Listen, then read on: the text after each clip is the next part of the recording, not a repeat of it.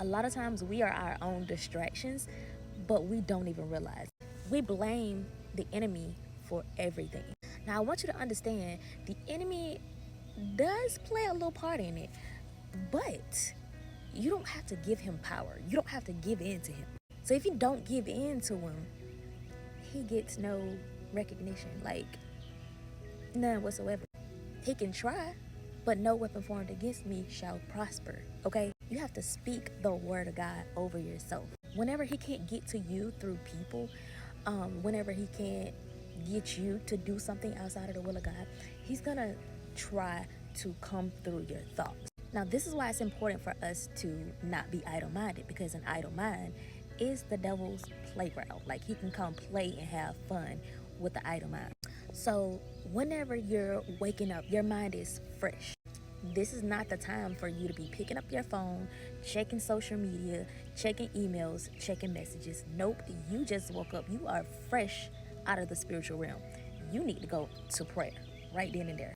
You need to give your time to God right then and there, because you're still fresh. You're still in the spirit right then. The first thing I do when I wake up is I say, God, I thank you for this day. I thank you for another opportunity to get it right.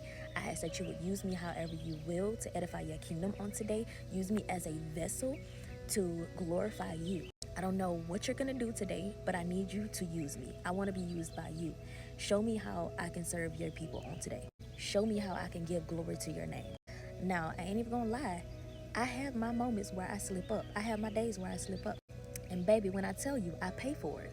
When you don't give God your first fruits, the enemy has access to play with you all day long. Submit yourself to God, resist the devil, and he will flee from you.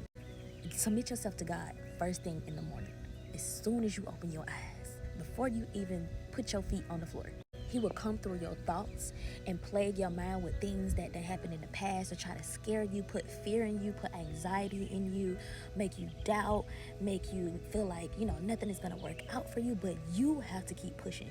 You have that power in you to keep pushing, to keep going, to keep pressing, to keep persevering. The enemy wants to take that away. He mad because he ain't got that. And he's weak. So he's going to try all he can to make you stop, to make you back down, to delay you, to stop you until you catch that pattern. You have to be the one to catch that pattern. But you have to know that the enemy don't got no new tricks, okay? He don't have nothing new up his sleeve. It's always the same old raggedy tactics. So know that he's gonna come some kind of way to distract you. When your mind is idle, he has a chance to get in there and just play around and make you just start doubting stuff and fearing stuff. But fear is from the enemy. If you're feeling fear, doubtful, worried, or anxious, if you're feeling these feelings, that is not God. Why are you feeling these? Check your thoughts. Check, how did you get there? How did you start feeling this? Why didn't you check it at the door? You have to be aware enough to check it right then and there. I was literally sitting here in prayer and thoughts started coming up of something that happened in the past. And I had to stop. I said, Lord, let me pause real quick. And I went into another prayer, rebuking the enemy, because that's how the enemy works. Your mind can be, you can literally be praying, just like I was praying. Okay, and it was a specific prayer. And he wanted to distract me. He wanted me to get worried. He wanted me to get fearful. He wanted me to get doubtful, thinking things aren't gonna happen for me. But no, I caught it right then at the door. I said, I know your ugly self ain't trying to come up in this prayer and interrupt nothing. But check it, he's gonna do that. He's gonna come in some kind of way, and you better check him at the door, close that door, lock it, and throw that key in a lake somewhere. You gotta turn around from it. Turn away from it. Do something different. Do something different than what you used to do. Okay, you can't react the same way you used to react. You can't respond the same way you used to respond. You can't be doubtful and fearful and worried and anxious and just feeling like nothing good is gonna happen for you. It's gonna happen, but you gotta persevere, and you gotta know that you have the power and authority to push through and pray your way through, press your way through. He don't have no new tricks, okay? So don't let him keep tricking you. Don't let him keep getting you caught up. Don't be your own distraction by allowing him in. You have the power to close that door, okay? You are bigger than the enemy. You are bigger than them raggedy tactics he got. It ain't nothing new under the sun that the devil doing to you. He been doing it for years. He's been doing it for years. You just ain't been aware of it. You ain't been aware of it. So now it's time for you to up your game and be aware of his tactics so you can catch them patterns at the door.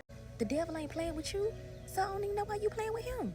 Don't let him play in your head like that. Don't let him stop you from the blessings that God has for you, from them open doors that God has for you, them opportunities that you're about to walk into. You really gonna let the devil stop you from getting that? You really gonna do that? Baby, no, that ain't what we doing no more. It's getting old. His tricks are stale. He ain't got nothing new. Okay, he gonna come the same way every single time. Let me tell you a secret. Where the enemy succeeded last time in your life, he's coming back to make sure you're still in that same spot and you're going to respond the same way. Up your game, okay? Be 10 steps ahead of him.